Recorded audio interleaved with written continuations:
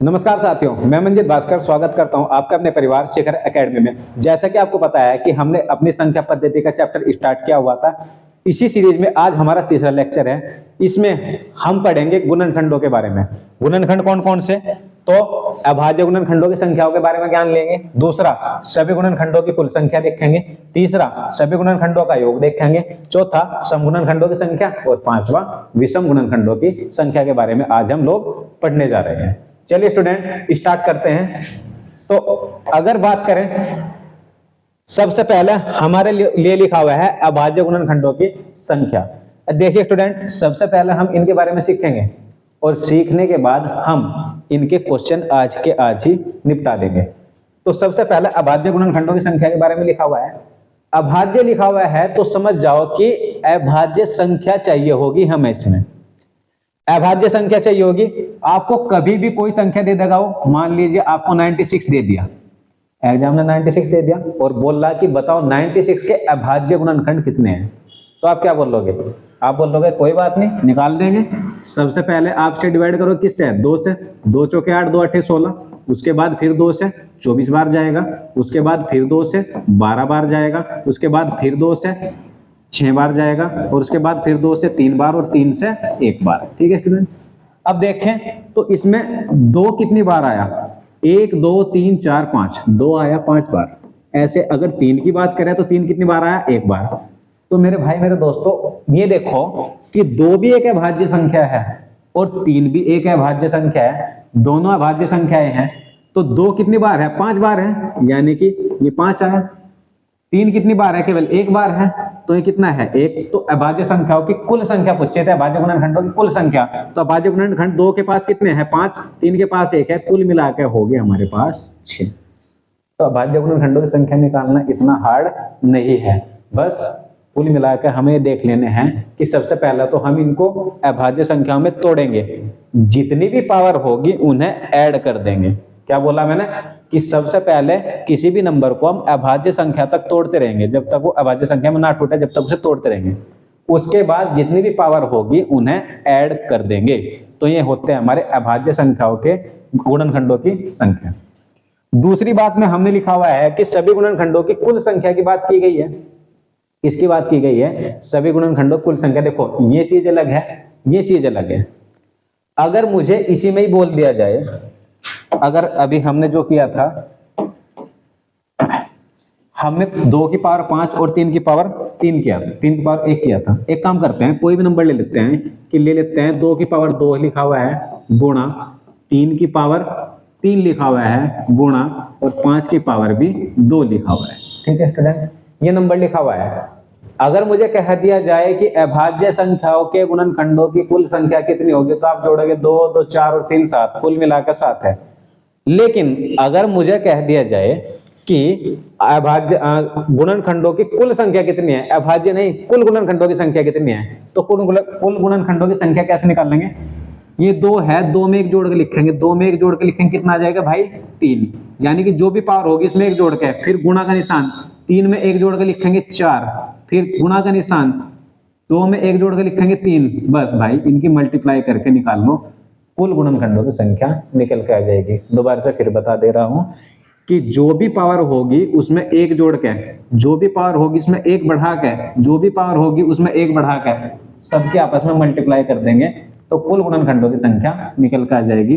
तो 3 चौके 12, 3 36, यानी कि इस संख्या के जो कुल गुणनखंड है वो कितने हैं भाई? 36 हैं। इस संख्या के कुल जो गुणनखंड है वो कितने हैं? 36। ठीक है स्टूडेंट, तो कुल गुणनखंडों में आपको कोई डाउट नहीं होगा। अगर मैं इसी में बात करूं सम गुणनखंडों की संख्या, अगर इसी में देखो, मैं लिख देता हूं इसके पास में कि ये क्या है? कुल गुणनखंड। क्या लिखा गया है? ये कुल गुणनखंड। अगर मैं बात करूं सम की, अगर मैं सम गुणनखंडों की संख्या निकालना चाहूं यहां से, तब कैसे निकाल लेंगे? तो उसके लिए भाई आपको क्या करना पड़ेगा? उसके लिए आपको सम वाली जो संख्या है उसके ऊपर कितनी पावर है? 2। उस पावर को ऐसा का ऐसा ही रखना, उसके साथ नहीं छेड़ना है, उसे कुछ नहीं बोलना। अगले में देखें अगर हम, तो 3 में वही 1 जोड़ के लिखेंगे, 3 में 1 जोड़ के लिखेंगे 4, 3 में 1 जोड़ के लिखा 4, वही 2 में 1 जोड़ के लिखेंगे 3। बस भाई इनकी गुणा कर दो, सम गुणनखंडों की संख्या निकल जाए, कितनी आ जाएगी 2 चौके 8 या 24, यानी कि सम गुणनखंड कितने हैं भाई हमारे 24। तो सम गुणनखंडों की संख्या पता चल गई भाई। तीसरे पे आ जाते हैं हम विषम। तीसरे पे आ जाते हैं हम विषम गुणनखंडों की संख्या। इसे कैसे निकाल लें? तो इसे निकालने के लिए भाई आपको चाहिए विषम। जब आपको चाहिए विषम तो सम की क्या जरूरत, समझे ना भाई, आपको तो विषम गुणनखंड चाहिए, तो हम सम को क्यों लेंगे? सम को करो एक साइड, वही 3 में 1 जोड़ के लिखेंगे 4, ऐसे ही 2 में 1 जोड़ के लिखेंगे 3, तो 4 तिया 12।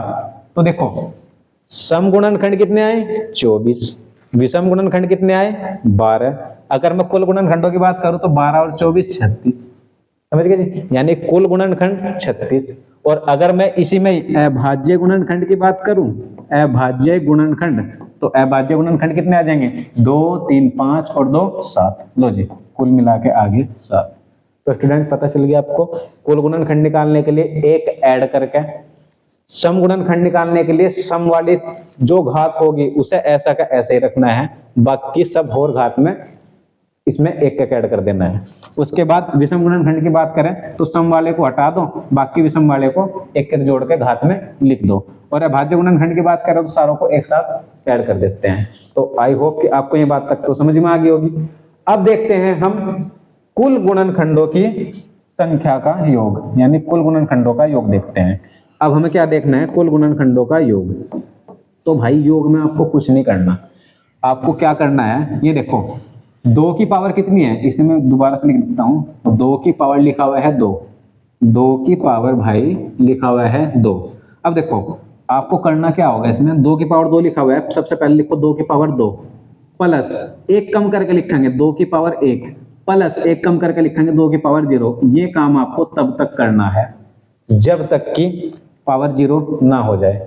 फिर गुणा, ऐसे 3 है, 3 की पावर लिखेंगे 3, उसके बाद प्लस 1 कम करके 3 की पावर 2 प्लस 1 कम करके 3 की पावर 1, 1 कम करके 3 की पावर 0। सेम काम इसी में करेंगे। 5 की पावर क्या लिखा हुआ है 2, ठीक है जी, फिर 1 कम करके 5 की पावर प्लस 5 की पावर 1 और प्लस 5 की पावर 0। बस अब आपको इन सारों को ऐड कर देना, कुल गुणनखंडों की संख्या का योग निकल जाएगा। कैसे?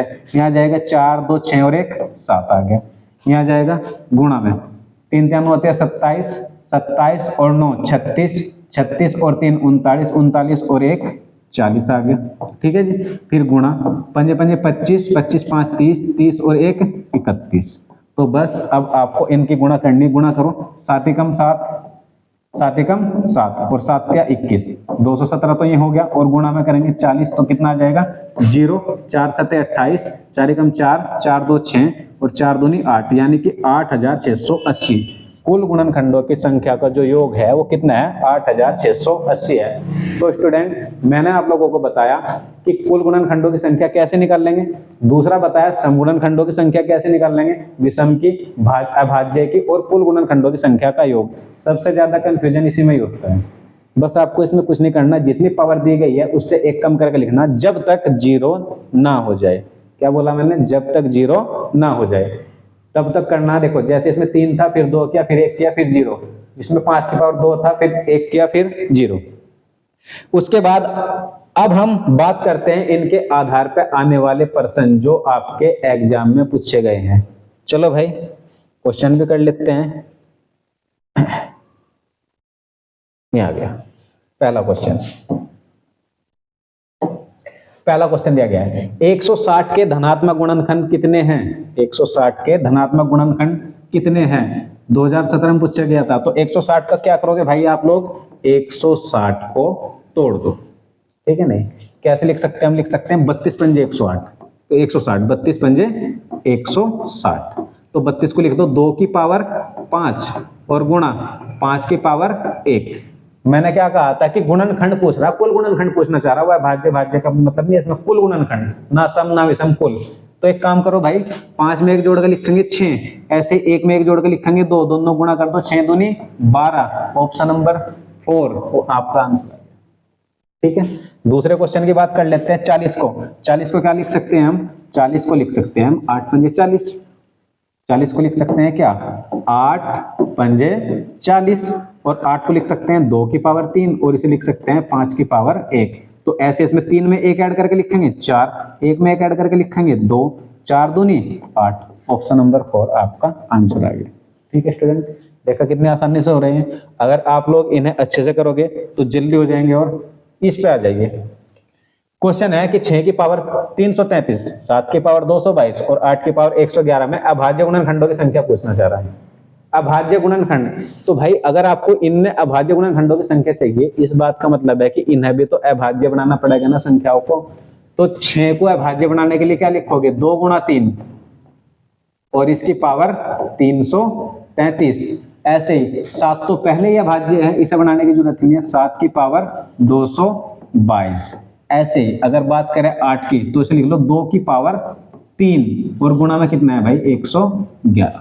ठीक है स्टूडेंट, चलिए अब देखो ये पूरे के ऊपर है 333, तो क्या मैं इसे ऐसे लिख सकता हूं, कैसे डबल लिख के, यानी कि ऐसे लिख दो ना, इसे 2 की पावर भी 333 है और गुणा 3 की पावर भी 333 है। क्यों भाई, और यहाँ पे 7 की पावर 222 है और गुणा 2 की पावर 333 है। बस भाई जोड़ दो। अब अभाज्य गुणनखंडों की संख्या निकालने के लिए क्या कहा, तो सारी पावर को जोड़ दो। जोड़ोगे 3 2 5 3 8 और 3 11, 3 2 5 और 3 8 और 3 11 और 1 12, 3 2 5 और 3 8 और 3 11 और 1 12, यानी कि कुल अभाज्य गुणनखंडों की संख्या कितनी आ गई भाई आपकी 1221। कितनी आई 1221।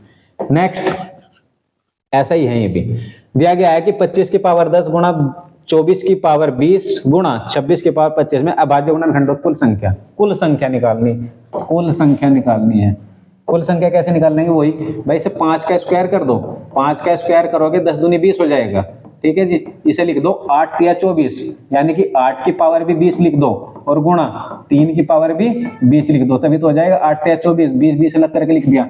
ऐसे ही 13 दूनी 26, 13 की पावर भी अलग लिखो 25, और जी 2 की पावर भी अलग लिखो 25, यानी कि 13 दूनी 26। एक बात ध्यान रखना मेरे भाई मेरे दोस्त, ये काम आपको तब तक करना जब तक कि ये अभाज्य संख्या में ना टूट जाए। अब एक बात देखो, ये भी अभाज्य है, ये भी अभाज्य है, ये भी है, ये भी है, लेकिन ये रह गई। इस बात का मतलब है कि हम इसे बना सकते हैं, इसे लिख सकते हैं 2 की पावर 3।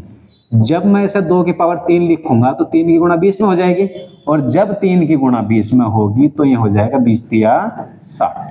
कितना हो गया भाई 20 तिया 60। और कुल अभाज्य गुणनखंडों की संख्या पूछी थी। अब सारी संख्याएं अभाज्य में टूट गई, जोड़ो 25 25 50, 50 और 20 70, 70 और 60 130, और 130 और 20 150, यानी कि कुल मिलाकर जो अभाज्य गुणनखंडों की संख्या है इसमें 150। ऑप्शन नंबर सी।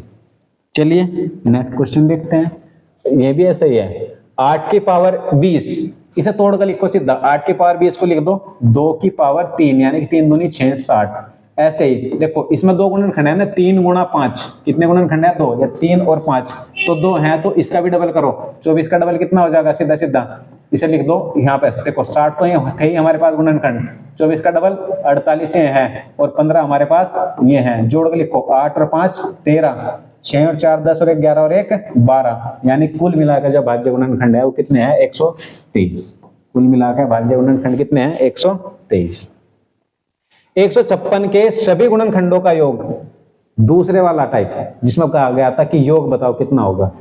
अभी बताया था ना 156 के फैक्टर करेंगे। सबसे पहले क्या करेंगे भाई 156 के फैक्टर, 2 से काटो, 2 से 14 और 2 8 16, फिर 2 से काटेंगे, 2 तिया 6 और 2 निम 18, उसके बाद 3 से 3 एकम 3, 3 तिया 9, फिर 13 से 13 एकम 13। अब आपके पास फैक्टर क्या है 2 की पावर 2 गुणा 3 की पावर 1 गुणा 13 की पावर 1। अभी मैंने क्या बताया था, जस्ट अभी बताया था कि योग निकालने के लिए आपको जो संख्या लोगे ना, जैसे ले लिया 2 की पावर 2 लिखा, फिर इससे जस्ट एक कम 2 की पावर 1, इससे जस्ट एक कम 2 की पावर 0, जिसकी पावर 0 होती है उसका मान 1 होता है। फिर गुणा का निशान लगाते हैं, ऐसे 3 की पावर 1 लिखते हैं, 3 की पावर 1 प्लस फिर 1 से कम 3 की पावर 0, ऐसे ही गुणा 13 की पावर 1, फिर बिल्कुल जस्ट इससे एक कम 13 की पावर 0। अब सुनो 2 दूनी 4, ठीक है जी, मैं जोड़ ही लेते हैं, 4 ये हैं 2 ये हैं, 4 और 2 6 और 1 7 आ गया।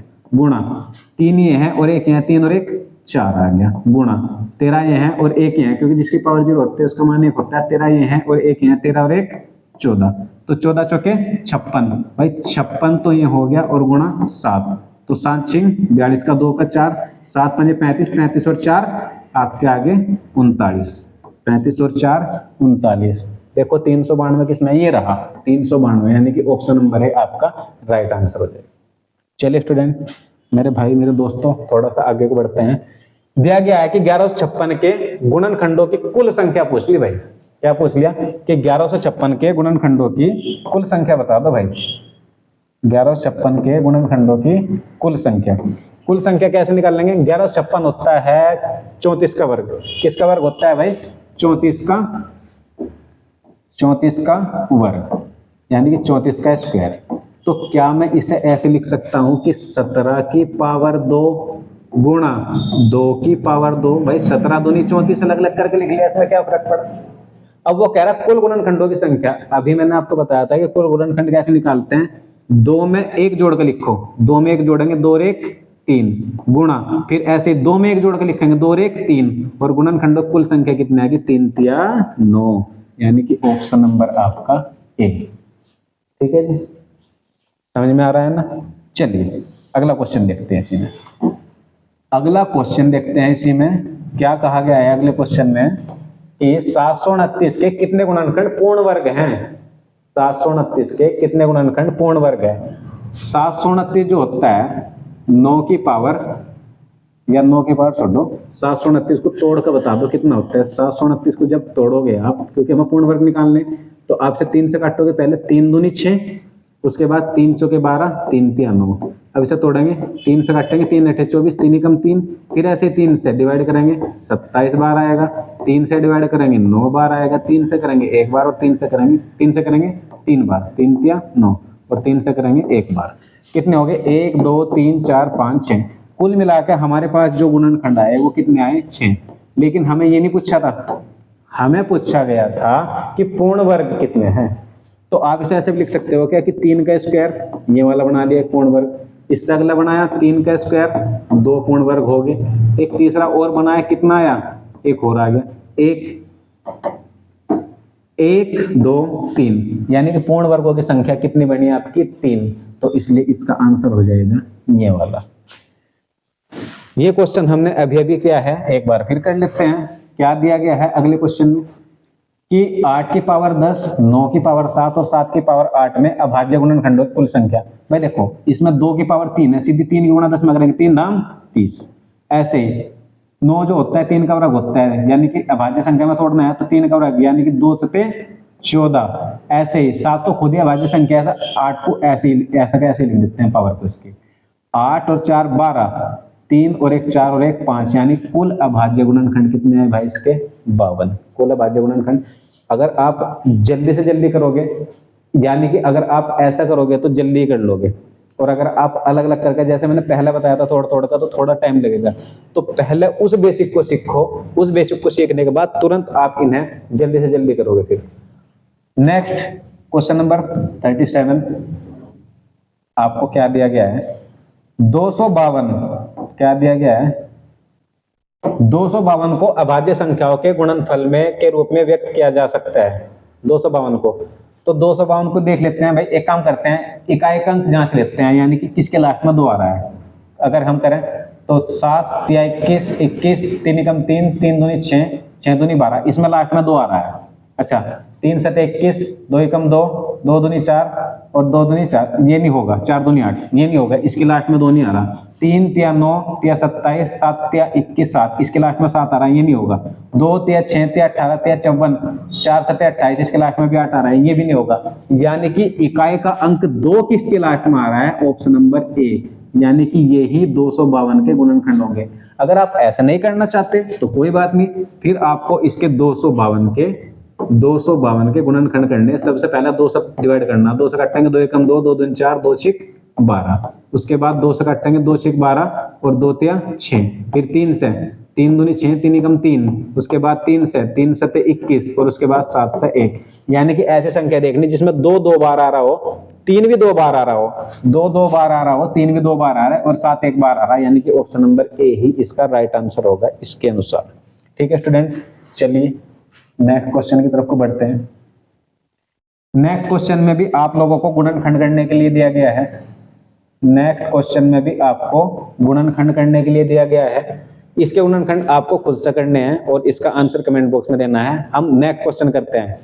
नेक्स्ट क्वेश्चन में दिया गया है कि 2 की पावर 9 गुणा 3 की पावर 5 गुणा 5 की पावर 4 गुणा 7 की पावर 6 के कितने गुणज विषम संख्याएं हैं। अब जब मैंने अभी बताया था कि जब विषम संख्याएं देखनी है तो भाई सम संख्या का क्या काम, जब हमें विषम ही देखना है तो हम सम का क्या करेंगे, सम तो चाहिए नहीं, बस इनमें एक एक बढ़ा कर लिखो, 5 में एक बढ़ा कर लिखेंगे 6, ऐसे ही 4 में एक बढ़ा कर लिखेंगे 5, ऐसे ही 6 में एक बढ़ा कर लिखेंगे 7, गुणा करो 6 पंजे 30, 3 सते 21 यानी कि 210, कुल मिलाकर गुणनखंड कितने आ गए 210। ठीक है स्टूडेंट, कुल मिलाकर जो गुणनखंड आए वो कितने आए 210।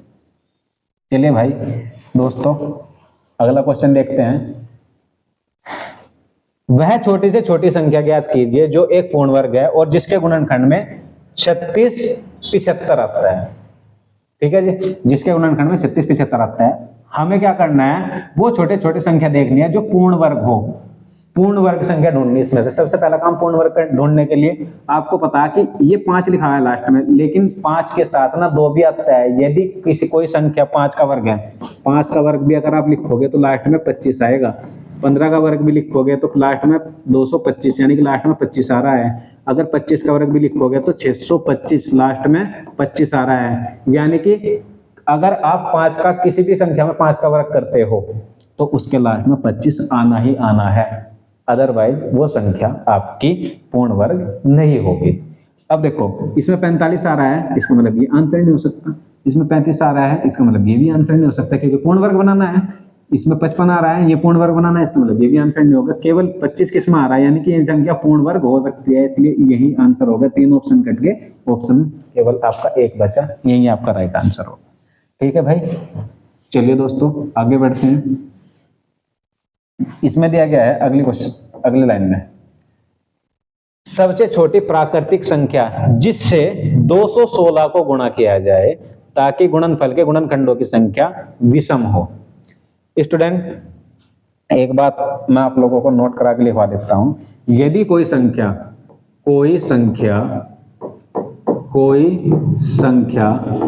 पूर्ण वर्ग हो तो उसके गुणनखंडों की संख्या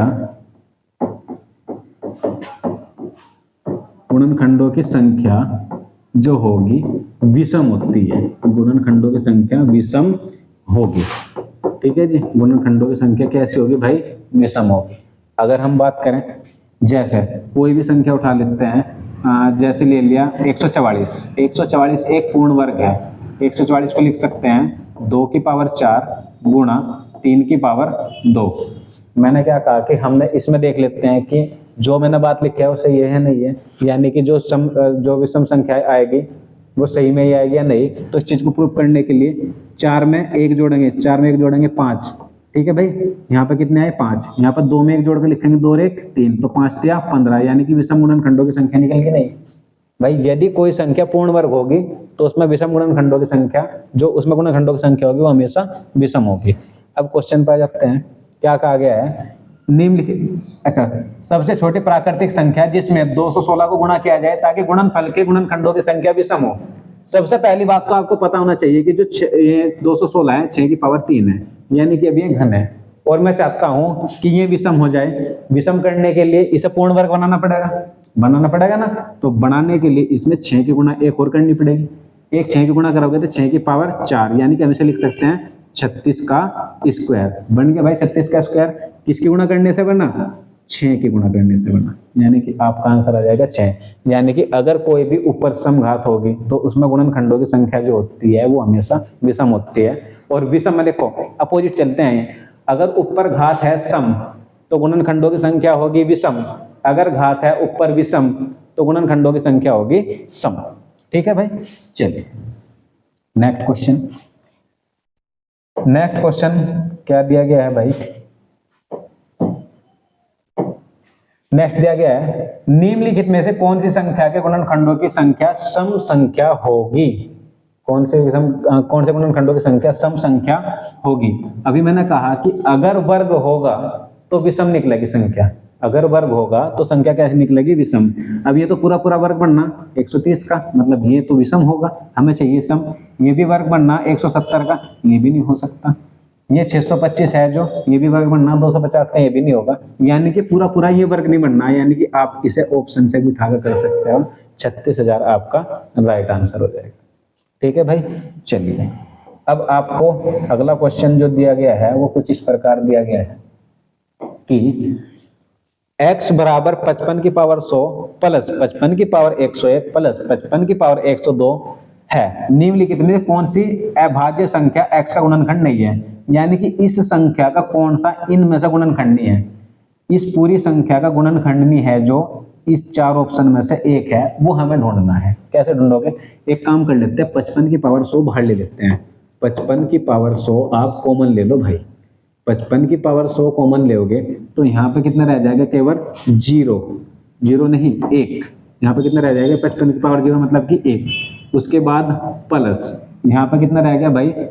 ओनली 55, क्योंकि 100 बाहर चला गया, 55 की पावर 1 रहेगी, यहाँ रह गई 55 की पावर 2, 55 की पावर 2।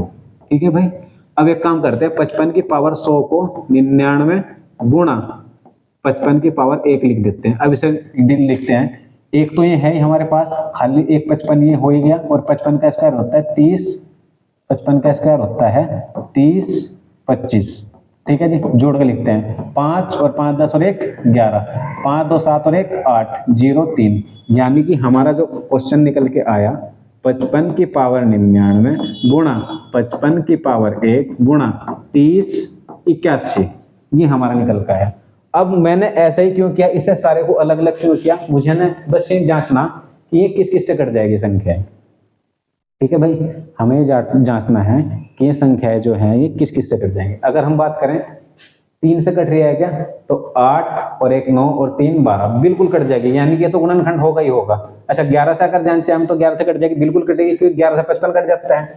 11 से क्या कट जाएगा? 55 कट जाएगा, यानी कि 11 भी इसका एक गुणनखंड है, 11 भी गुणनखंड है। हमें चाहिए क्या? जो गुणनखंड ना हो। भाई हमें क्या चाहिए? जो गुणनखंड ना हो।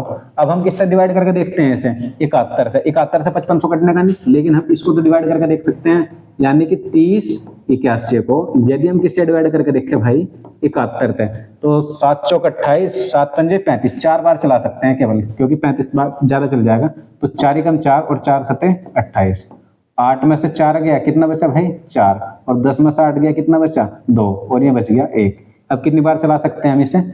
3 बार नहीं, 7 चौक 28, 7 त्या 21, 3 बार चलाएंगे अगर, तो 3 एकम 3, 3 सते 21। चल नहीं रहा इसमें टेबल, इसमें नहीं चल रहा है। अगर इसमें टेबल नहीं चल रहा है, इसका मतलब यही इसका गुणनखंड नहीं है। इस बात का मतलब ये है कि अगर ये इस संख्या को पूरा पूरा नहीं विभाजित कर रहा, इसका मतलब है कि ये इसका गुणनखंड नहीं है। आप 79 से जांच लो। अब आप क्या करो, अब इसे 79 से जांच लो, यानी कि 30 81 को किससे भाग देगा देख लें? 79 से। तो इसे लगभग लगभग 80 मान लो, 8 त्या 24, 8 चौक 32, 3 ही बार चलेगा इसमें भी टेबल। 3 नम 27, 3 सते 21 और 2 23। ठीक है जी, 8 में तो 7 गया 1, यहाँ पे भी 1 बचा, 10 में से 3 गया 7। अब कितनी बार चला सकते हैं इसे? 9 बार। कितनी बार? 9 बार। नम नम 81 का 1 का 8 और 9 त्या 27, सॉरी 9 सते 63, 63 और 8 कितना आ जाएगा? 63 और 8 आ गया 71, यानी कि इससे भी पूरा पूरा विभाजित हो रहा है। यानी कि 3 भी गुणनखंड है, 11 भी गुणनखंड है, 79 भी गुणनखंड है। गुणनखंड कौन नहीं है? 71 गुणनखंड नहीं है। तो इसलिए हमारा जो राइट आंसर हो जाएगा वो हो जाएगा 71। ये क्वेश्चन भी आपको 2022 में पूछा गया था। चलिए भाई, इसमें और देखते हैं, और भी पूछ रहा है क्या कुछ? अच्छा, ये दिया गया है, एक लास्ट क्वेश्चन और दे रखा है भाई इसमें, ये भी कर लेते हैं। तो आज का ही फिर सेशन समाप्त हो जाएगा, उसके बाद फिर हम कल देखेंगे आगे क्या। चलो जी, इसमें दिया गया है, इधर कर लेते हैं। अब सही, ये है कि निम्नलिखित संख्याओं के समूह में 2 अभाज्य संख्याओं को गुणा करके सभी संख्याएं प्राप्त की गई हैं। इस बात का मतलब है कि जो ये संख्याएं लिखी हुई है ना, किन्हीं दो संख्याओं का गुणनफल है। और कौन सी दो संख्याएं? जो अभाज्य संख्या हो। ठीक है, तो उसके बाद ये कह रहा है इस प्रकार उपयोग किए गए कि सबसे बड़ी और सबसे छोटी संख्या में क्या अंतर है। हमें क्या करना है कि इसमें सबसे बड़ी संख्या ढूंढनी, इनमें, और सबसे छोटी संख्या ढूंढनी। अगर हम 6 की बात करें तो 6 को बना रखा है 2 और 3 से गुणा करके। ऐसे ही अगर मैं बात करूं 35 की, तो 35 बना हुआ है 7 और 5 से गुणा करके, दोनों अभाज्य संख्या है। अगर 143 की बात करूं तो दोनों को बना हुआ है 11 और 13 से गुणा करके। अगर 323 की बात करूं तो गुणा करके किससे बना हुआ है? 17 और 19 से। बस हो गया। उसने पूछा कि इस प्रकार उपयोग किए गए सबसे बड़ी और सबसे छोटी संख्या में क्या अंतर है। सबसे बड़ी संख्या क्या है भाई हमारी? 19। सबसे बड़ी संख्या है 19 और सबसे छोटी संख्या है 2। और 19 और 2 में अंतर कितना है भाई? 18। 19 और 2 में अंतर है 17 का। 19 और 2 में अंतर कितने का है? 17 का, यानी कि ऑप्शन नंबर बी आपका आंसर आ जाएगा। तो स्टूडेंट, आज हमने सीखा अभाज्य गुणनखंडों की संख्या, कुल गुणनखंडों की संख्या, सम गुणनखंडों की संख्या, विषम गुणनखंडों की संख्या और गुणनखंडों की संख्या का योग, और उसके आधार पर हमने प्रश्न भी किए हैं। तो स्टूडेंट, आशा करता हूं कि आप लोगों को ये क्लास पसंद आई होगी। अगर आप लोगों को क्लास पसंद आ रही है तो आप वीडियो को लाइक करें, चैनल को सब्सक्राइब करें और ज्यादा से ज्यादा शेयर करें ताकि ये वीडियो आपके दोस्त तक भी पहुंच जाए। तो इसी बात के साथ धन्यवाद।